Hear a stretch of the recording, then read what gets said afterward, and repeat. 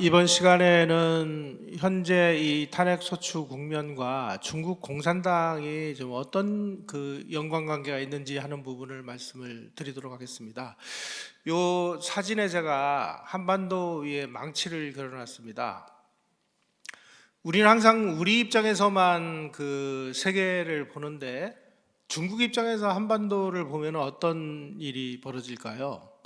중국은 오래전부터 한반도를 순망치한 관계다 이렇게 했습니다. 이와 입술의 관계, 입술이 없으면 이가 시린 관계 이렇게 보고 있습니다. 만약에 한반도가 중국에게 적대하는 세력에게 넘어가면은 중국이 어떻게 될까요? 일단 중국은 그 남쪽의 곡창지대에서 생산되는 여러 가지 물건들을 이 서해 바다를 통해서 북쪽 지역으로 이렇게 수송을 해야 됩니다. 그래서 이 서해가 자기네들의 생명선에 달려 있는 이 해상 보급로예요. 이 보급로가 통제당할 우려가 있습니다. 두 번째, 한반도가 그 적들이 차지하면 거기서부터 자기네들의 수도인 베이징까지, 서울에서 베이징까지 그 직선거리가 약 900km 조금 넘습니다. 압록강을 넘어가면은 바로예요. 굉장히 위험하죠. 그러니까 만약에 한반도에 적들이 쳐들어오면은 자기네들 국가로 적들이 넘어오기 전에 한반도에서 전쟁을 치르는 것이 유리하다고 봅니다. 그래서 임진왜란 때도 명나라 군대를 보내주고, 또 6.25 때 그 중공군이 백몇십만 대군이 북한을 도와가지고 미국하고 한반도에서 싸우죠. 싸우는 이유는 뭐냐? 이 한반도가 자기네들의 이 반대하는 세력이 넘어가지 않도록 하기 위한 나름대로 조치입니다. 오늘날 왜 우리가 이렇게 분단이 됐느냐? 중국 입장에서 볼 때는 북한이라는 이 완충장치, 범퍼를 만들어 놓기 위해서입니다. 만약에 이게 통째로 자기네들에게 자기네들이 적대하는 세력에 넘어가면은 한반도는 자기네들의 뒤통수를 후려갈기는 망치라고 생각을 해요. 이걸 한반도 흉기론이라고 이야기를 합니다. 다시 말씀드리면 중국 입장에서는 이 한반도 북쪽 지역은 자기네들의 영향권에 있으니까 그렇다 치고 남쪽 지역에 어떻게 하든지 자기네들에게 우호적인 세력이 등장하도록 수천 년을 공작을 해왔다는 것입니다. 오늘날만 중국이 우리하고 연계가 있는 게 아니고요. 조선은 500년 동안 뭐였어요? 그 이전의 역사를 보면은 중국은 끝없이 한반도에 자기네들에게 우호적인 그런 정권을 세우기 위해서 사활을 걸었다. 그런 측면에서 현재를 봐야 된다는 것입니다. 자, 우리가 지금 얼마나 우리도 모르는 사이에 깊이 중국 친화적인 생각을 가지고 있는지 한번 몇 가지 사례를 소개를 해드릴게요. 노무현 대통령이 2003년에 그 북경에 가서 정상회담을 했습니다. 청와대학교에 가가지고 유명한 연설을 했어요. 청와대 학생들 앞에서 중국 그 존경하는 사람이 누구냐 이렇게 물으니까 모택동하고 등소평을 내가 제일 좋아하는 정치인이다 이렇게 얘기해가지고 난리가 난 거예요. 기억나십니까 여러분? 이게 그냥 그 노무현이라는 사람의 그냥 말실수일까요? 저는 그렇게 안 봅니다. 이런 얘기가 중국에서 나올 정도면은요, 노무현이의 당선에 중국 공산당이 얼마나 깊이 연계되어 있을까라는 사실을 우리가 봐야 된다는 거죠. 이게 외교입니다. 외교적인 용어는 우리 일반인이 쓰는 용어하고 많이 다릅니다. 자, 또 한 사람 있습니다. 지금은 이미 고인됐습니다만은 박원순이 서울시장 시절에 우리 한국을 파리로 비유하고 중국을 말이라고 비유를 해가지고 파리는 말궁둥이에 딱 붙어서 가야 된다. 파리가 말리를 가는데 날아갈 수는 없지만 말공둥이에서 딱 붙어가면 갈 수 있는 거 아니냐. 그러니까 우리는 중국에 그냥 파리처럼 딱 달라붙어가지고 중국과 한 몸이 돼가지고 중국몽에 함께해야 된다라고 선언했습니다. 더 충격적인 일이 벌어졌어요. 문재인이라는 사람이 중국 가가지고 혼밥을 여러 번 먹었죠. 그리고 가서 베이징대에서 아주 연설을 했는데, 중국은 높은 산봉우리 같은 나라고 우리는 작은 나라인데 우리가 비록 작지만 중국몽에 함께하겠다. 자, 그러면 여기서 우리가 심각하게 봐야 될 문제가 있습니다. 그러면 중국몽은 뭘까요? 여러분, 중국몽이 뭔가요? 중국몽은 한마디로 얘기하면요, 조선시대에 조선이라는 나라는 나라 이름, 조선이라는 나라 이름도 중국이 져줬습니다. 둘째, 조선이 왕이 되려면은 중국으로부터 책봉을 받아야 됐어요. 아, 내가 너를 왕으로 임명하노라 하는 이 중국의 칙사가 그 황제의 칙서를 들고 조선에 와가지고 내가 너를 중국 황제가 조선 왕으로 책봉하노라 라고 선언을 해야 그때서부터 왕으로서의 권위가 시작이 되는 겁니다. 이걸 책봉이라고 그래요. 그 다음에 책봉을 받는 나라는 반드시 중국에게 조공을 바치도록 되어 있습니다. 어마어마한 물자를 조공으로 바쳤습니다. 심지어 여성까지 갖다가 바쳤어요. 이러한 한반도를 중국에 책봉을 받고 조공을 바치는 나라로 만들겠다. 이게 바로 중국몽이라는 거예요.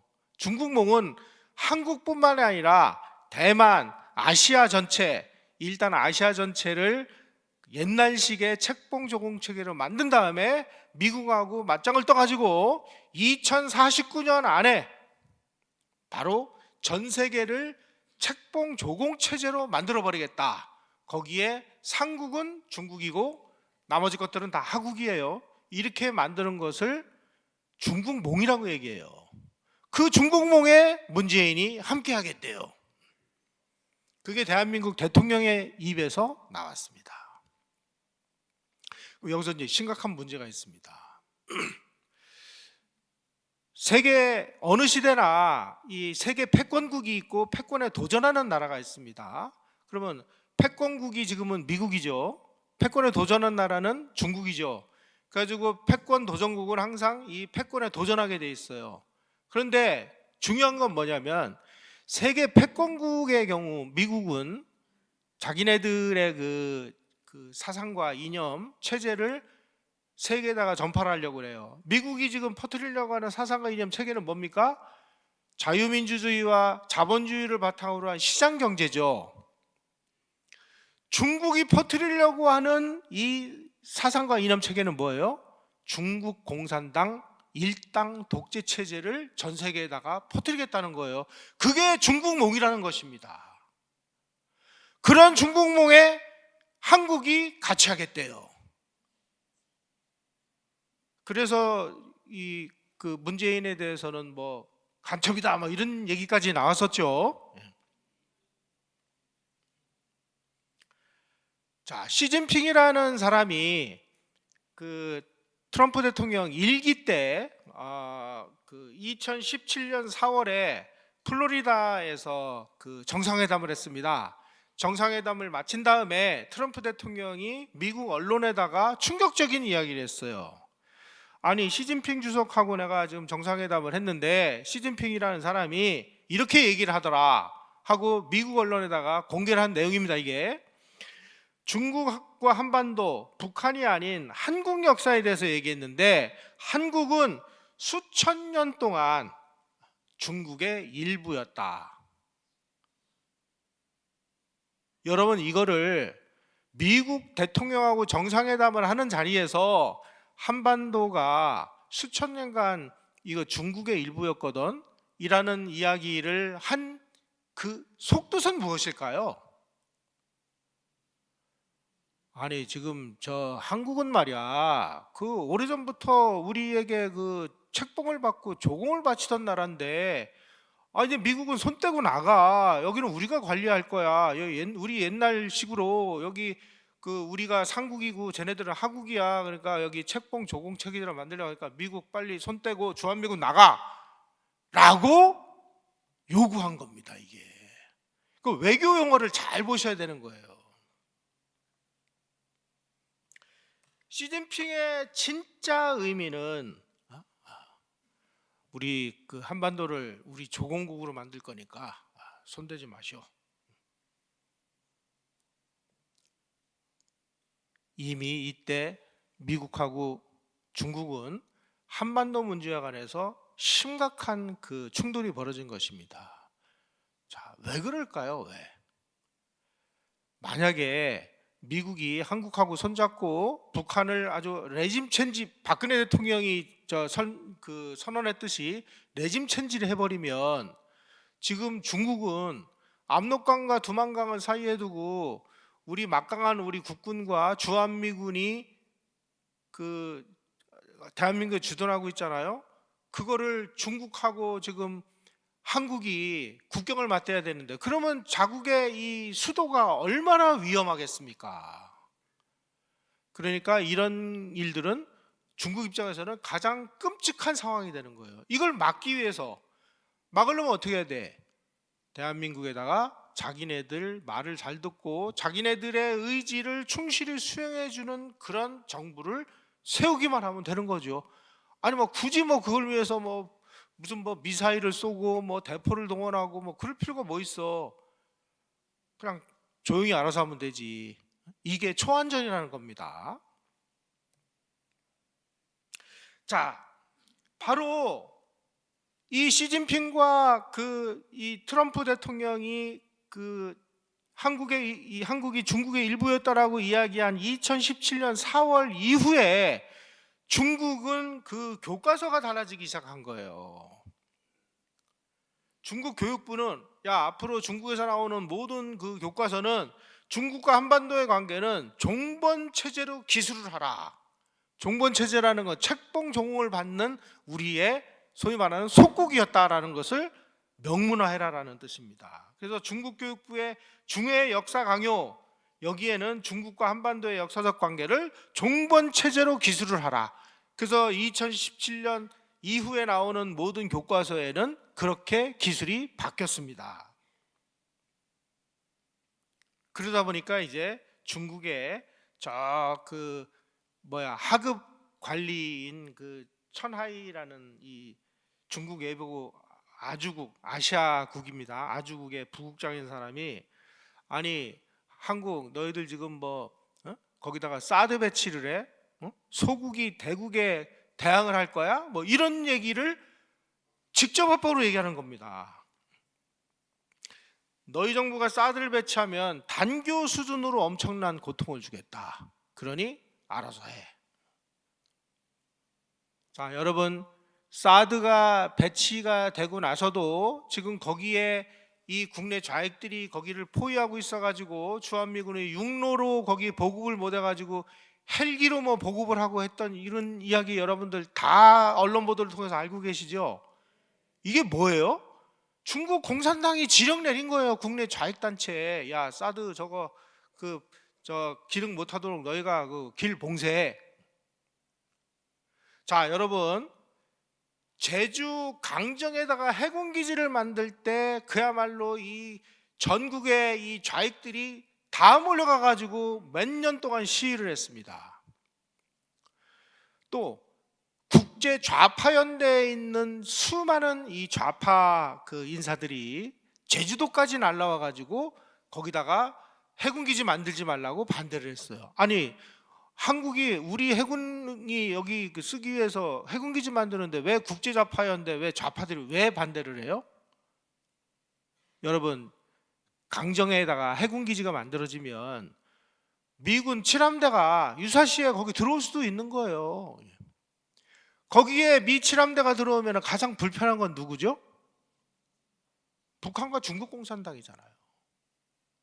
자, 중국이 보기에 이 제주에 있는 이 그 강정 해군 기지하고 평택에 있는 이 주한미군 기지는 정말 자기네들 요 목에 이 칼을 들이댄 거나 마찬가지로 인식을 하고 있습니다.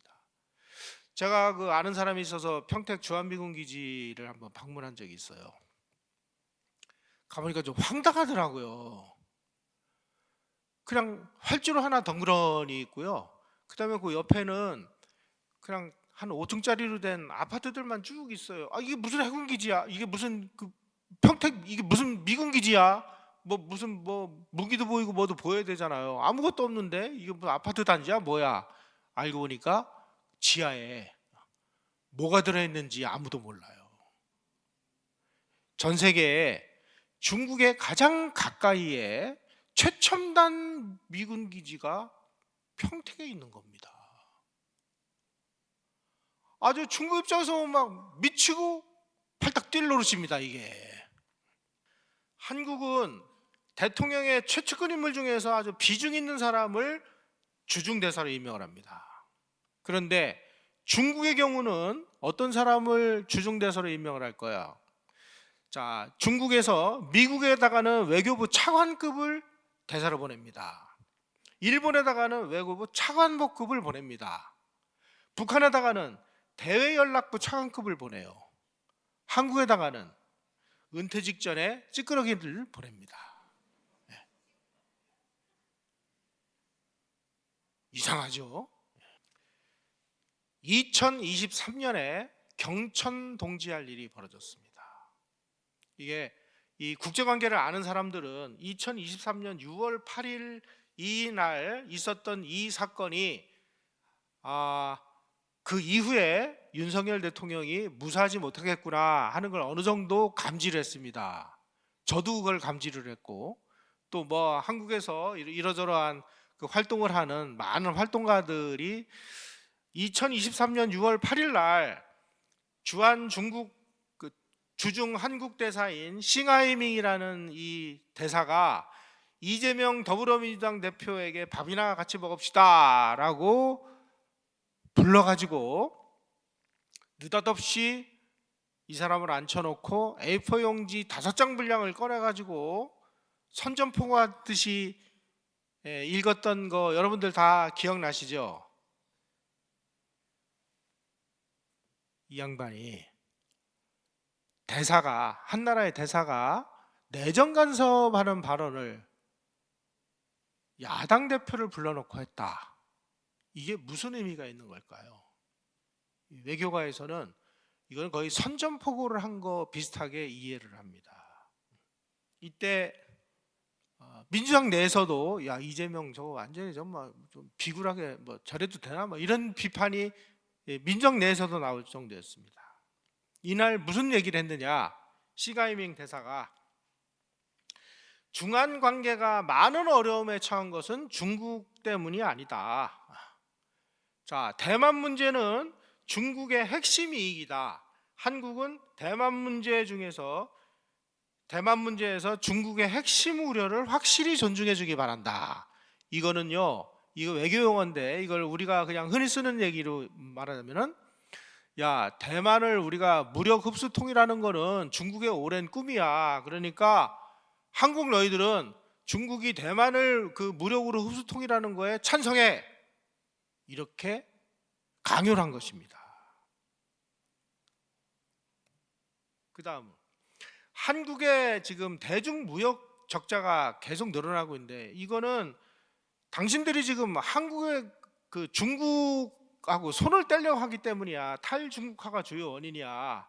한국이 중국에 대한 투자 전략을 시의적절하게 조정하면 앞으로 우리 중국 경제가 성장하는 데 있어서 보너스를 지속적으로 너희에게 주겠어. 이건 무슨 얘기냐?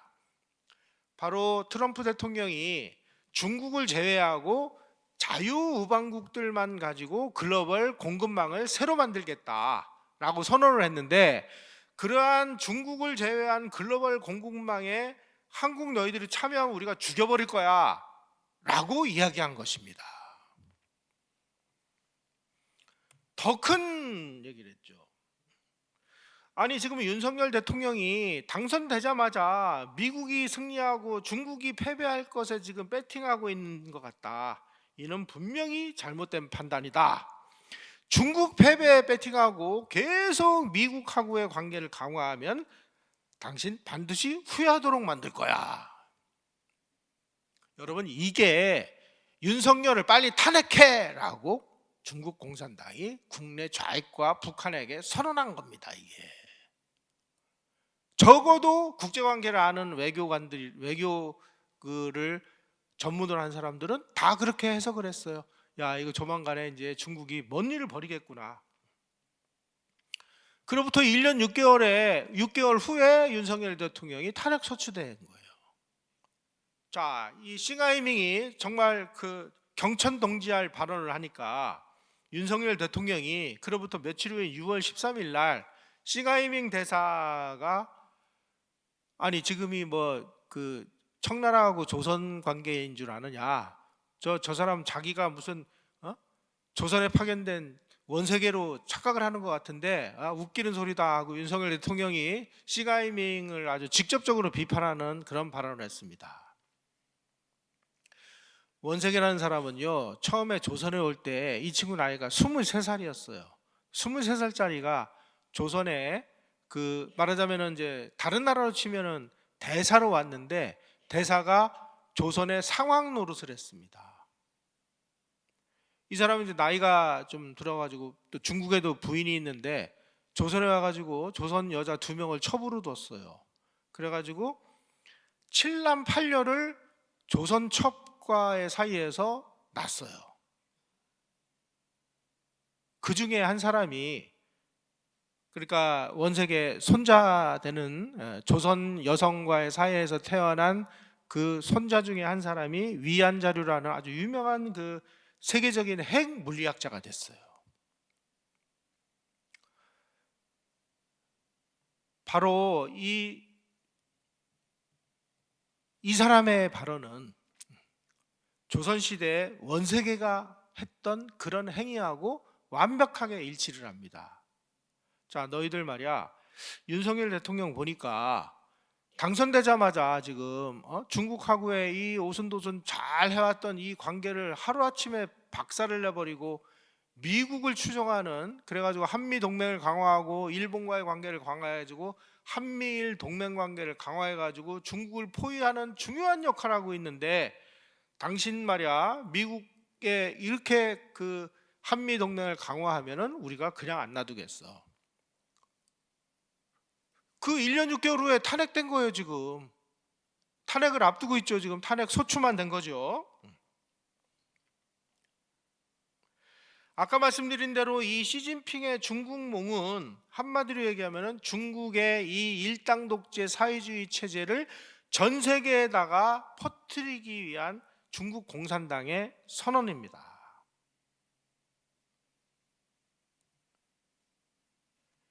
시진핑의 중국몽은 지금 미국이 패권국이니까 어떻게 하든지 이제 미국의 패권을 무너뜨리고 중국 주도의 패권을 실현해야 되는 거예요. 그러기 위해서 이 사람들은 미국하고 먼저 맞짱을 뜨기에는 자기네들이 모든 면에서 부족하다고 생각하니까 우선은 동아시아 지역, 그 다음에 조금 넓혀서 아시아 지역, 그 다음에 유럽, 아프리카, 그리고 마지막으로 미국하고 맞짱 뜨겠다. 그 맞짱 뜨는 그 해가 2049년이다. 2049년이 뭐냐면은 1949년 10월 1일 날 바로 중국 공산당이 장개석 군대를 대만으로 내쫓고 중국 공산당이 중국을 장악한 그 해입니다. 100년 후에 우리가 세계를 장악하겠다. 세계를 바로 중국식 일당 독재 사회주의 체제를 완전히 가동하는 이런 상황으로 만들겠다.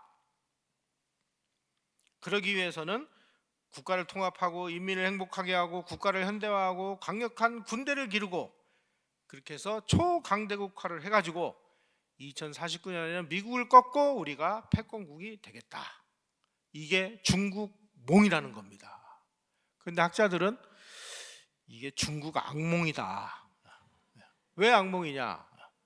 아니 미국의 패권주의는 자유민주 체제, 개인의 어떤 사유재산의 법적 보장, 그리고 언론의 자유, 거주 이전의 자유, 종교를 믿을 자유, 그리고 사상의 자유, 모든 것을 이제 인정하는 그 자유인데, 중국 중심의 이 세계가 만약에 이렇게 되면, 여러분들 요즘에 중국 가셔가지고 휴대폰으로 사진 함부로 찍으시면 큰일 납니다.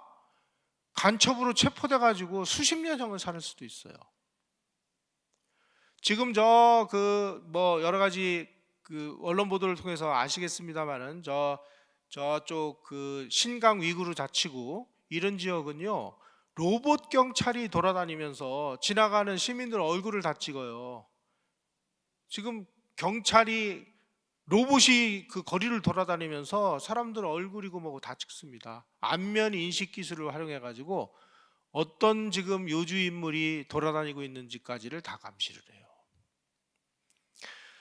중국 공산당의 정책에 대해서 조금 비판적인 이야기를 하는 기업인들, 쥐두새도 모르게 실종되는 거 많이 언론 보도를 통해서 아실 수 있을 겁니다.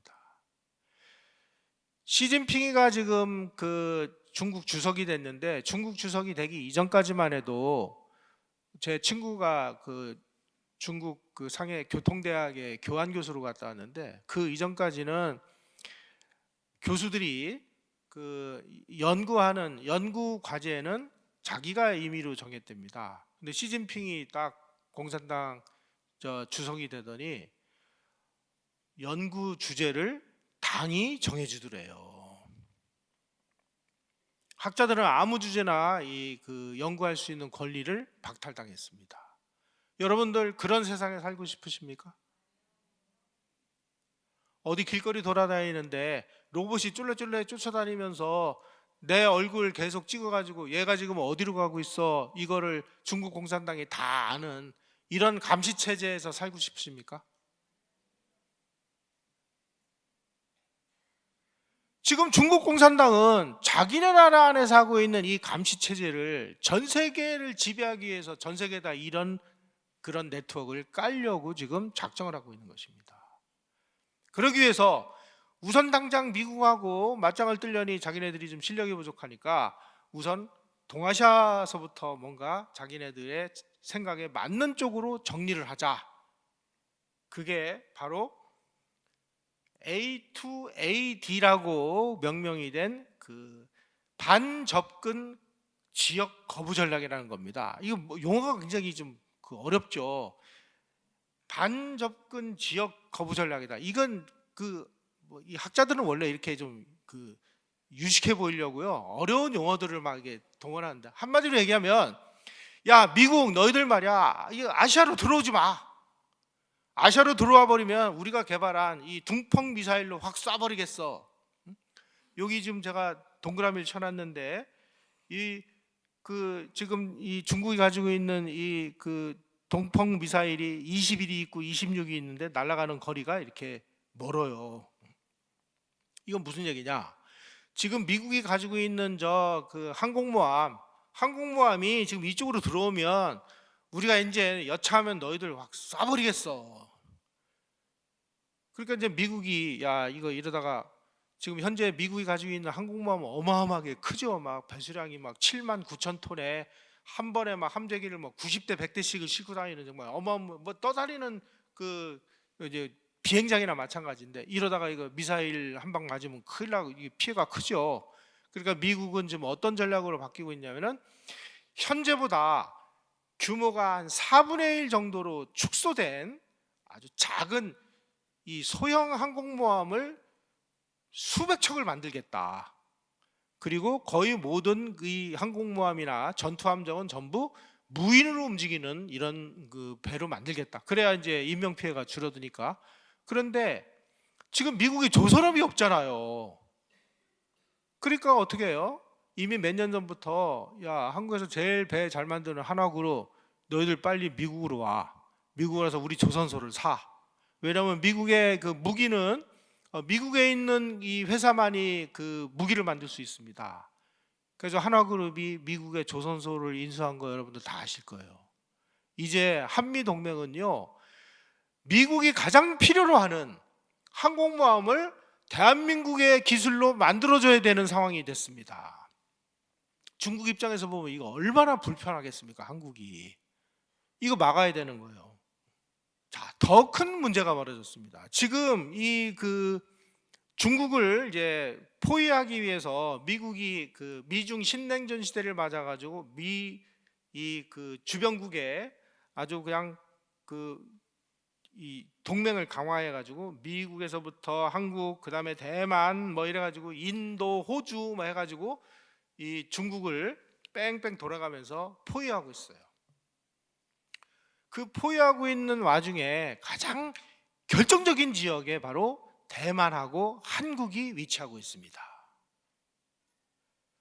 미중 신냉전이 격화되다 보니까 지금 현재 대만과 이 한국이 만약에 중국 편으로 넘어가는 순간 이 미국의 중국을 포위하는 이 포위망에 구멍이 뻥 뚫리게 돼 있어요. 그래서 미국 입장에서 보면 대만과 한국은 사활적인 이익이 걸려 있는 지역입니다. 그래서 오바마 대통령이 대통령이 당선되기 이전까지는 그러면은 뭐 한국은 그저 그런 나라 이렇게 표현을 했는데, 오바마 대통령서부터 갑자기 한국을 지칭하는 용어가 바뀌기 시작했어요. 뭘로 바뀌었느냐? 한국은 미국의 아시아 태평양 전략에 있어서의 린치핀이다. 린치핀이라는 거는 이 바퀴하고 이 바퀴축을 연결하는 핀을 이야기하는데, 이 핀이 빠지면 바퀴하고 이 축이 분리가 돼버려가지고 힘을 못 씁니다. 다시 얘기해서 이 미국의 아시아 태평양을 지키는 이 전략에 있어서 한국은 린치핀처럼 중요한 나라니까 한미동맹을 강화해야 된다. 오바마 대통령서부터 이 린치핀이라는 용어를 한국을 향해서 사용하기 시작했습니다. 그 이전까지만 해도 한국은 린치핀이 아니었어요. 이 정도로 한국의 이 전략적인 가치가 급속도로 높아진 것입니다. 중국이 태평양으로 나오는 것을 막는 방파제 역할로 한국의 역할이 왜 이렇게 중요해지냐? 바로 이 지도를 보시면 금방 알 수 있습니다. 중국은 자기네들이 대만을 흡수해가지고 대만을 중국 영토로 끌어들여야 자기네들이 통일이 완성된다고 보고 있어요. 그런데 만약에 이 대만이 중국에게 넘어가 버리는 순간 태평양으로 나가는 통로가 활짝 열리게 됩니다. 그래서 어떻게 하든지 대만을 미국은 지켜야 돼요. 그러기 위해서 이 대만에서 만약에 어떤 충돌이 벌어지면은 가장 먼저 대만 쪽으로 날아올 수 있는 무력을 한국에다가 주둔시켜 놓은 것입니다. 주한미군이 뭐 북한을 겨냥하기 위해서인 이유도 있지만, 사실은 대만을 보호하기 위한 목적도 상당히 가지고 있습니다. 왜냐하면 이제 주한미군은 신속 기동군으로 바뀌어가지고 이 동아시아 지역에서 분쟁이 일어나면 어디든지 신속하게 이동하는 그러한 형태로 전부 이 기동성이 뛰어난 군대로 바뀌었습니다. 그래서 대만 부근에서 중국과 대만의 충돌이 벌어지면 주한미군이 직접적으로 개입을 하게 돼 있어요. 그러니 중국 입장에서 보면 저 주한미군이 얼마나 정말 자기네들 입장에서 볼 때 목에다가 칼들이 된 거나 마찬가지 아니겠습니까? 북한이 입만 열면 주한미군 철수 얘기하죠. 그거는 중국 공산당의 뜻과도 정확하게 일치합니다. 우리는 지금까지 우리 탄핵 국면이나 이런 거는 전부 뭐 남북 관계, 좌익과의 관계만 봤는데, 중국 공산당이 그 뒤에서 뭔가의 배후 조정을 하고 있다는 사실을 지금까지는 우리는 까맣게 인식을 안 하고 있었습니다. 이제는 인식을 하셔야 돼요. 왜 그러냐? 아니 시가이밍 대사라는 사람이 왜 뭐 바쁜데 이재명 불러다 놓고 왜 그렇겠어요? 이재명 앞에서 그런 얘기를 한 이유는, 야, 우리가 앞으로 윤석열 칠 거거든. 그러니까 이재명 너 똑바로 봐라.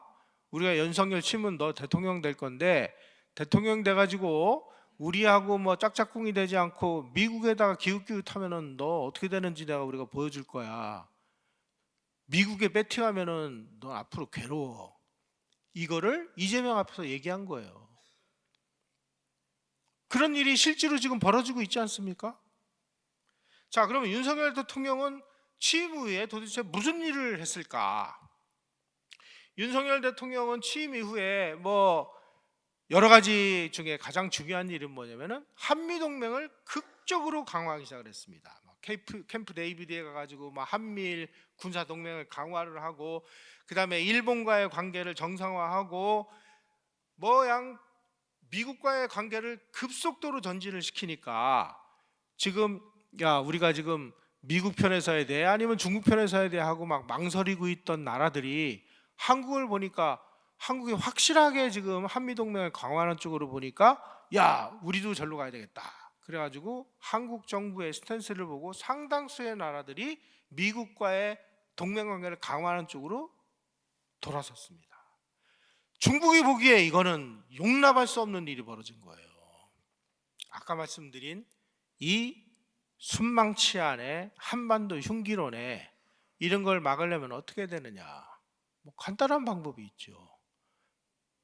자, 여러분 여기서 중국 공산당의 이 전술 전략과 북한의 전술 전략은 상당 부분이 그 뜻을 같이 하면서도 다른 부분이 한 가지가 있습니다.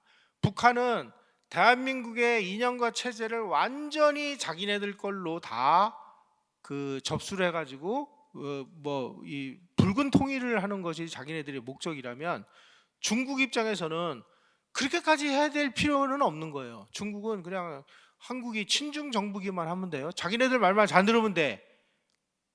주한미군 같은 거 내쫓고 뭐 이런 정도면 되는 거지. 그러기 위해서 자유민주주의 체제? 오케이, 자유민주주의 해. 그 대신 중국 공산당의 뜻에 작동되는 수준의 자유민주주의를 하는 거예요. 법치? 오케이, 법치해. 그런데 그런 법치라 하면 중국 공산당이 원하는 형태의 법치를 하는 거예요. 특히 그 문화예술계 인사들이 그 중국 시장에 굉장히 깊이 연루가 되어 있습니다. 뭐 드라마 작가, 뭐 드라마 하나를 만들면 중국이 이걸 사갑니다. 중국에서 어마어마한 돈을 줘요. 그러니까 중국 시장을 놓치지 않으려면 중국이 원하는 그런 거를 들어주지 않을 수가 없어요. 그럼 어떻게 해? 야, 너 앞으로 개념 연예인에 주한미군 철수 외쳐. 그럼 우리가 네가 출연한 모든 작품을 우리가 많은 돈을 주고 사줄게. 그래가지고 그 이상한 발언하는 그 연예인들이 생기는 겁니다. 문화예술계 중국에 다 넘어가 버렸어요. 기업들은요 장사를 해야 되잖아요. 근데 중국하고 장사를 해가지고 막대한 이익이 나요. 그러면 중국이 하자는 대로 하는 거예요. 그 다음에 국회의원 매수하는 거, 그거 뭐 일도 아니죠. 그거는 결정적일 때 중국이 자기네들이 원하는 법률, A의원 그동안에 우리가 뭐 그 당연히 열심히 도와준 거 알죠? 우리가 이런 법이 필요한데요. 조선족에게 의료보험 혜택을 주는 법안, 뭐 화교의 의대 그 입학 특례를 주는 법안, 뭐 기타 등등 지금 뭐 안 밝혀진 거에서부터 밝혀진 것까지 이르기까지 뭐 어마어마한 이 중국의 이익에 필요한 법안들이 어떠한 반대도 없이 여야 합의하에 이렇게 일사불란하게 통과되는 이 현실, 이걸 보고 그냥 중국이 그냥 그런 거 하는가 보다, 이게 아니고요. 이게 지금 중국이 미국과 한국을 향해서 펼치고 있는 새로운 형태의 전쟁이다. 쉽게 얘기해서 지금 한국에 파리들은 그 말궁둥이에 붙어서 가야 돼라든지 뭐 노무현이라든지 문재인 같은 이렇게 그 알아서 친중으로 그 알아서 겨주는 이런 정부가 등장하도록만 하면 되는 거예요. 굳이 이러기 위해서 우리가 무슨 뭐 군사적인 수단까지 동원해 가지고 국제적인 압력을 받아가면서 뭐 이런 걸 해야 될 필요도 없는 거예요. 그래서 바로 이런 점에서 박근혜 대통령의 탄핵, 윤석열 대통령의 탄핵 소추와 지금 중국 공산당과의 관계가 얼마나 연관이 있는지 이런 거에 대해서 우리가 이제 인식도 안 해왔는데, 지금 여러 그 사람들이 이 문제에 대해서 지금 굉장히 깊이 고민하고 연구를 해서 그런 연구소들이 지금 나오고 있습니다. 그 중에 하나는 뭐냐? 지금 중국이 벌이고 있는, 한국과 미국과 대만이나 이런 나라를 벌이고 있는 이 일종의 이 공작은, 이게 단순한 공작이 아니라 바로 전쟁이다. 이게 중국 공산당은 지금 인간이 가지고 있는 전쟁의 고정관념을 완전히 깨부수고 있습니다. 아니 꼭 그 뭐 총과 대포와 군함과 뭐 미사일을 동원해서 상대방을 갖다가 막 뭐 폭탄을 터뜨려 가지고 제압을 시키는 이것만 전쟁이냐? 아니 적의 사기를 꺾고 우리의 말을 잘 듣도록 따르기만 하면 되는 거 아니에요? 바로 이게 이제 중국이 만들어낸 중국 공산당의 새로운 형태의 전쟁 수법인 초한전이다. 초한전이가 뭐냐면 한계를 초월하는 전쟁이다.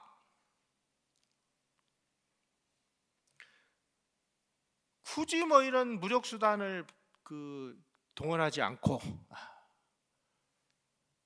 군부의 핵심 지휘부를 아까 제가 말씀드린 대로 돈으로 매수하거나 뭐 특별한 그 보직을 만들어 주거나 뭐 이런 식으로 해서 자기 편으로 만들면 굳이 뭐 무리를 해야 될 필요가 뭐 있어요? 국회도 마찬가지고 행정부도 마찬가지고 특히 지방 정부가 더 훨씬 심각합니다. 지금 지방에 있는 그 3년제, 4년제 대학들이 정원을 못 채우고 있어요. 정원을 못 채우니까 중국에서 많은 유학생들을 보내줍니다. 이 사람들 다 중국 정부 돈을 받고 오는 중국 공산당의 관계자들입니다. 그래서 한국에서 공부를 해요. 한국을 공부하다가 야, 몇 월 며칠 몇 시에 광화문으로 모여서 그 탄핵 그 찬성 시위하는 거예요. 이게 새로운 형태의 전쟁이라는 겁니다. 싸우지 않고 이기는 전쟁, 무제한 전쟁. 자, 군사적인 면도 있고 초군사적인 면도 있지만 비군사적인 면도 있다. 비군사적인 방법은 뭐냐?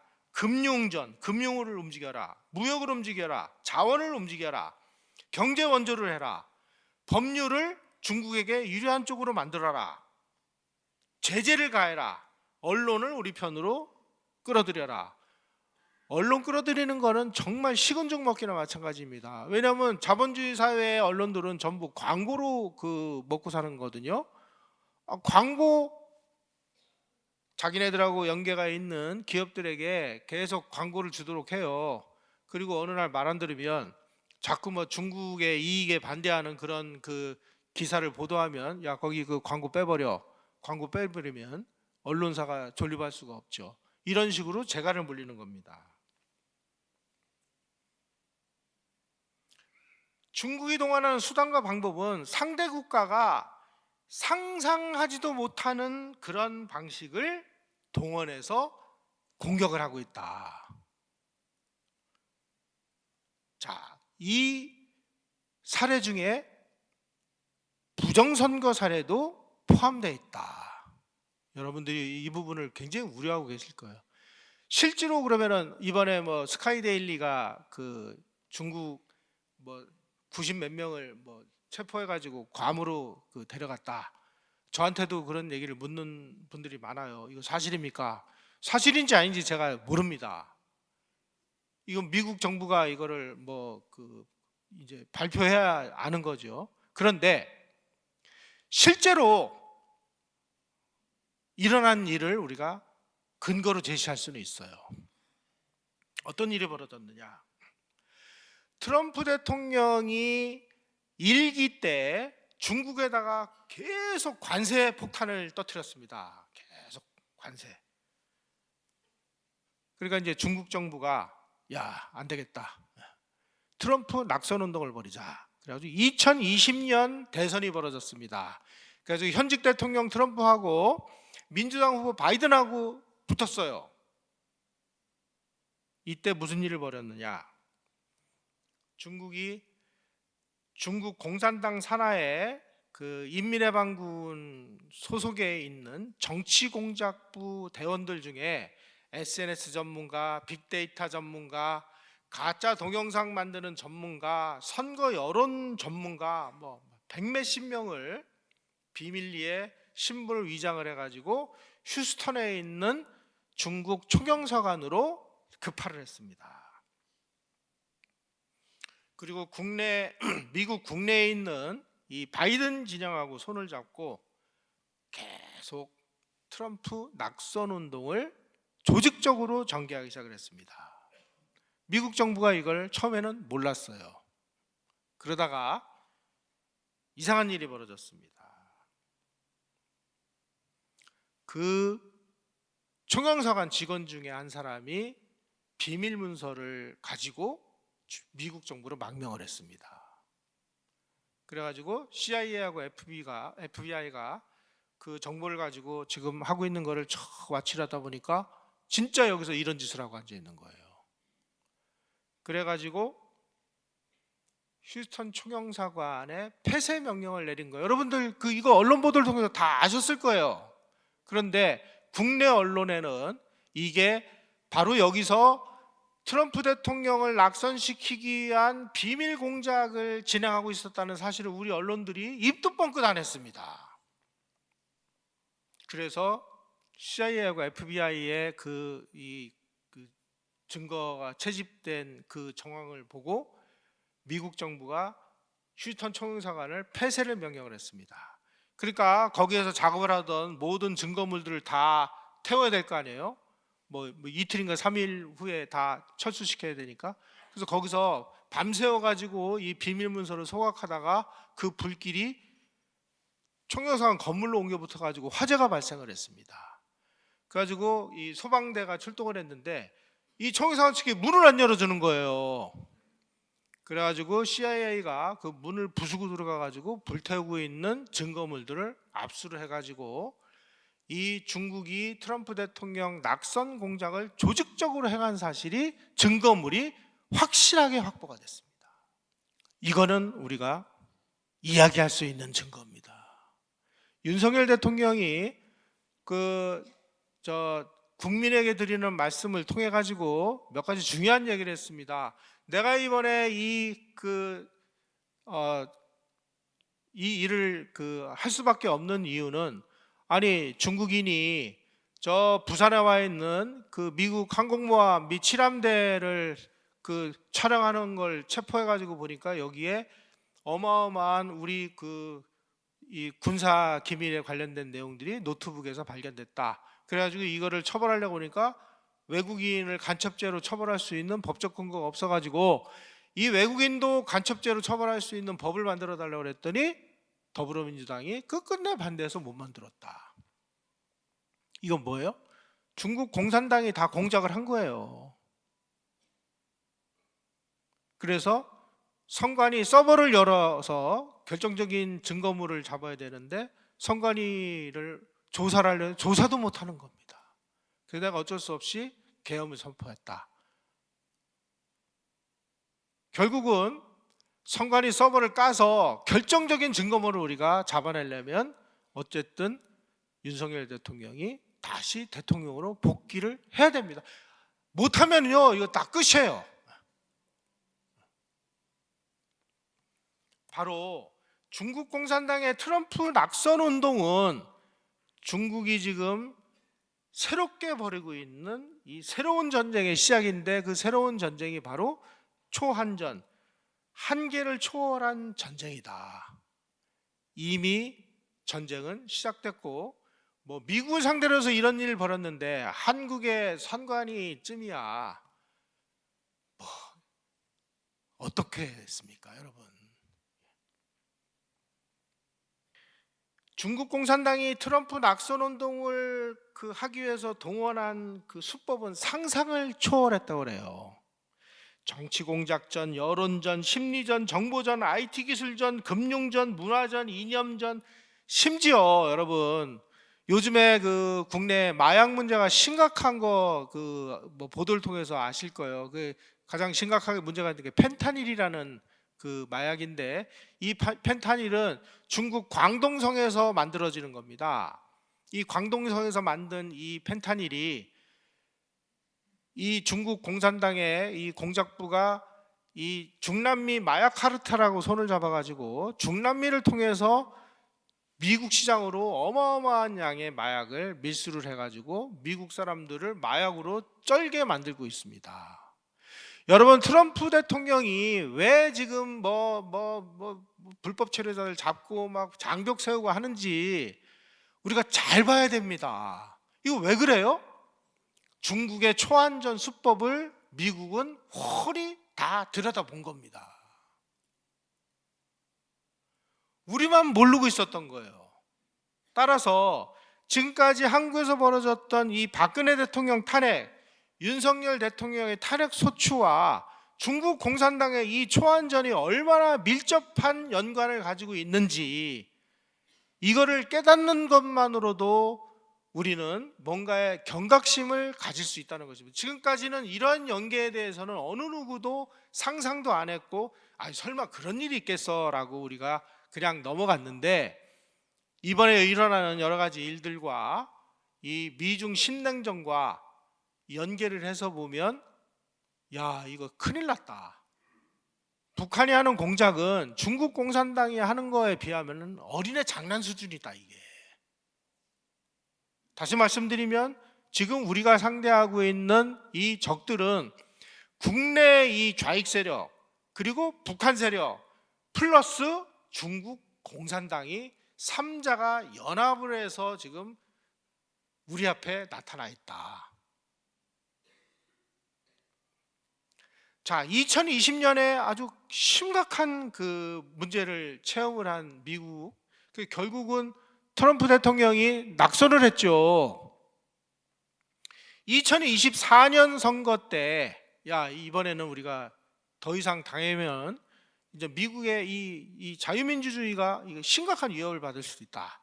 그래가지고 미국은 2024년 대선 때는 아주 철저한 준비를 하기 시작했습니다. 토니 블링컨 미 국무장관이 이렇게 발언을 했습니다. 중국이 미국 선거에 개입한 증거를 우리는 확보를 하고 있다.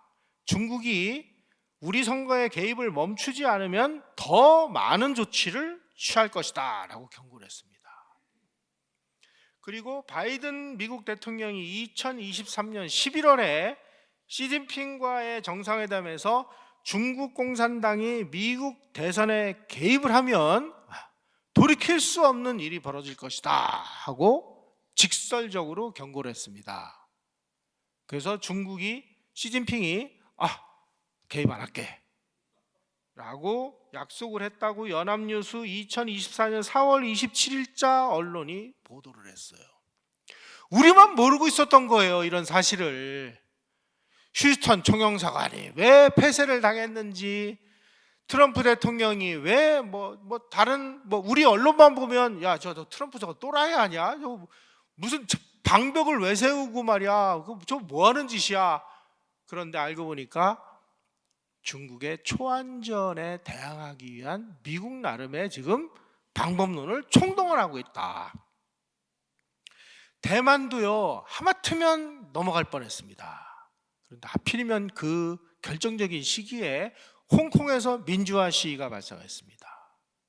홍콩에서 민주화 시위 발생했을 때 민주화 시위 어떻게 때려잡았는지 여러분들 언론 보도를 통해서 보셨을 거예요.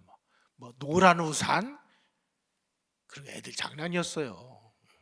사글이 다 뭉개버렸습니다. 뭘로? 돈과 직업과 그리고 폭력적인 수단으로. 그 모습을 보고 대만에서 슬로건이 한번 만들어졌습니다. 홍콩 다음은 대만이다. 이거 막으려면 어떻게 되느냐. 그래가지고 대만에서 정말 피를 토하는 심정으로 만들어낸 법이 반접근법이라는 법을 만들어가지고, 대만은요, 선거를 하면 수개표를 합니다. 여러분들 언론 보도를 통해서 아실 거예요. 수개표를 통해 가지고 그 미국하고 가까운 그런 후보가 대만 총통으로 당선이 됐습니다. 왜 그랬을까요? 이제 이 선관위의 이런 그 전자개표 이거 믿을 수가 없는 거예요. 대만에서는 수개표로 돌아섰습니다. 미국에서는 이번에 그 대선에서 트럼프 진영에서 전국의 변호사 6,000명을 동원했습니다. 그래가지고 각 개표소에다가 변호사들을 동원해 그 조직을 다 동원해가지고 중국이 장난을 못 치도록 철저하게 통제를 해서 이번에 트럼프 대통령이 당선이 됐죠. 이렇게 되면 이제 우리는 뭘 해야 되느냐 하는 답은 금방 나옵니다. 아마 몇 년 전에 8.5를 그 명칭을 변경하자라는 운동이 벌어졌던 일 기억나실 겁니다. 8.5라는 것은 저 화천에 있는 그 저수지입니다. 원래 이 저수지 이름이 화천 저수지였어요. 그런데 1951년도 5월 달에 우리 국군 육사단이 이 지역에서 그 전투를 벌여가지고 중공군 25,000명을 그 사살을 해가지고 이 그 화천 호수가 완전히 그냥 이 중공군 그 시체로 뒤덮이는 아주 이 압도적인 대승을 거뒀습니다. 이때 그 이 육사단을 지휘했던 지휘관이 5.16대 그 장도영 장군이었습니다.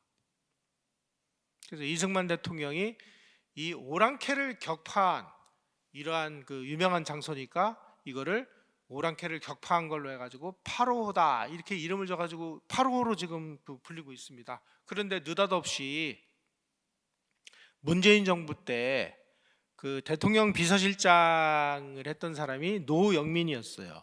이 사람이 대통령 비서실장을 하기 전에 중국 대사를 했습니다. 주중 대사 시절에 중국 공산당이 야, 저 8.5 말이야, 이거 정말 기분 나빠. 그러니까 이름 바꿔 지령을 내린 것 같아요. 이 사람이 대통령 비서실이 돼가지고 야, 8.5 이름 바꿔. 그래서 민간 단체들이 8.5 이름을 대붕호라고 바꾸겠다고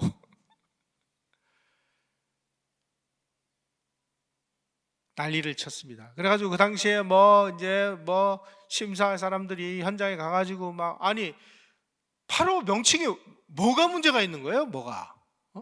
아니 오랑캐를 우리가 그 무찌르고 이 우리 국군의 자랑스러운 승리를 기념하는 이 8.5가 뭐가 기분 나빠요? 중공군이 기분 나쁜 거지. 이 노영민이라는 사람이 왜 이런 얘기를 꺼냈을까요? 주중대사를 했으니까 중국하고 무슨 관계가 없었다고 보면 바보 아니에요? 다 이런 식이에요.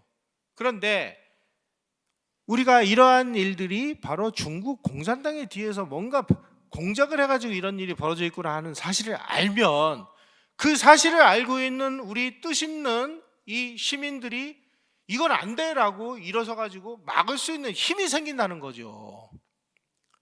따라서 이 중국이 지금 벌이고 있는 이 초한전이라고 하는 이 새로운 양태의 무제한 전쟁은요, 얘네들이 지금 벌이고 있는 게 이게 그냥 단순한 그 하나의 해프닝이 아니라 이게 지금 한국을 상대로 해서 한국을 중국의 손아귀에 집어넣으려고 하는 새로운 형태의 전쟁이구나 하는 것을 우리 국민이 깨닫는 순간 이거를 막을 수 있는 힘과 방법이 생긴다는 거예요. 그래서 이게 지금 중국이 지금 배후에서 북한하고 국내 좌익을 지금 리모트 컨트롤 해가지고 벌이고 있는 일이구나라는 이러한 시각으로 우리가 이 인식의 지평을 넓히는 교훈을 이번에 이 윤석열 대통령 사건이 우리에게 정말 교훈으로 주고 있다.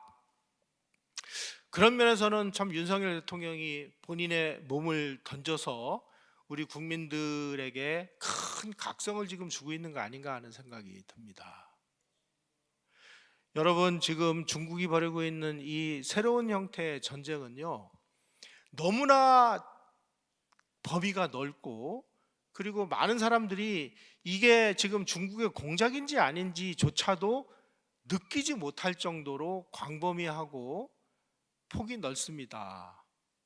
때문에 우리가 이 초안전이라는 것이 지금 우리에게 어떻게 지금 벌어지고 있으며, 그 다음에 박근혜 대통령, 윤석열 탄핵, 이 국면이 중국 공산당이 배후에서 뭔가 지금 움직임을 벌인 결과라는 사실을 알고 이제부터 눈을 부릅뜨고 이 중국 공산당의 움직임과 그런 희한한 양태를 우리가 보고 감시를 하고 각성을 하고 주위에다가 퍼뜨리기만 하면 우리 나름의 이걸 극복할 수 있는 힘을 얻을 수 있다.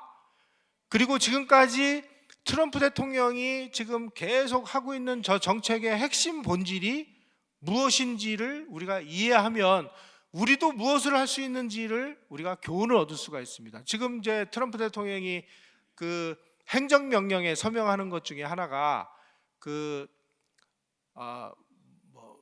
스케줄 F라는 계획도 하나 들어있어요. 이 스케줄 F는 뭐냐면요, 지금 미국 고위 행정부 공무원 관료 중에 이미 미국의 공장에 넘어간 사람이 수만 명이라고 판단하는 것 같습니다. 이 스케줄 F라는 거는 지금 연방 공무원들은 전부 이 공무원 신분이기 때문에 자기의 신분을 법적으로 보장을 받을 수 있어요. 그런데 대통령의 권한 중에 이 연방 공무원의 신분을 정무직으로 바꿀 수 있는 권한이 대통령에게 있답니다. 그래서 이 중국 공장에 넘어간 이 친중 공무원들을 전부 정무직으로 바꿔가지고 대통령의 행정명령으로 전부 다 축출하고 정신이 제대로 박힌 사람들을 그 자리에다가 집어넣겠다. 그래가지고 요즘에도 지금 헤리티지 파운데이션이나 이런데 홈페이지에 들어가시면은요, 우파 인사들 임명록을 만들고 있어요. 그래서 이 임명록, 나는 이러이러한 일을 했고 어디서 뭘 공부했고 활동은 이런 걸 했고 그동안의 경력이 이렇습니다 해가지고 거기서 조사를 해서 야, 이 사람이면 중국 공장에 안 넘어가는 사람이다 라고 확신이 되면 그 빈자리에다가 이 사람들을 채워 넣는 작업을 하기 위해서 스케줄 F라는 것도 지금 만들어 놨습니다. 좀 있으면 할 거예요. 가만히 보면 이거 완전히 또라이 아니야. 그런데 또라이가 아니고 미국을 중국의 초안전으로부터 지켜내고 반격을 가하기 위한 트럼프 대통령 나름의 비장한 결이다. 우리가 지금 이 언론들의 이 장난에 의해서 얼마나 이 트럼프 대통령에 대해서 잘못 알고 있는지, 아마 이충근 박사가 그걸 입에 피가 나도록 말씀을 해도 이해가 잘 안 되셨는데, 이제 조금씩 초안전이라는 걸 생각을 한다면 이 박사가 선각자였구나 하는 걸 아마 이해하실 수 있을 겁니다. 우리도 해야 됩니다. 안 그러면은 대한민국이 어떻게 될지 모릅니다. 고맙습니다.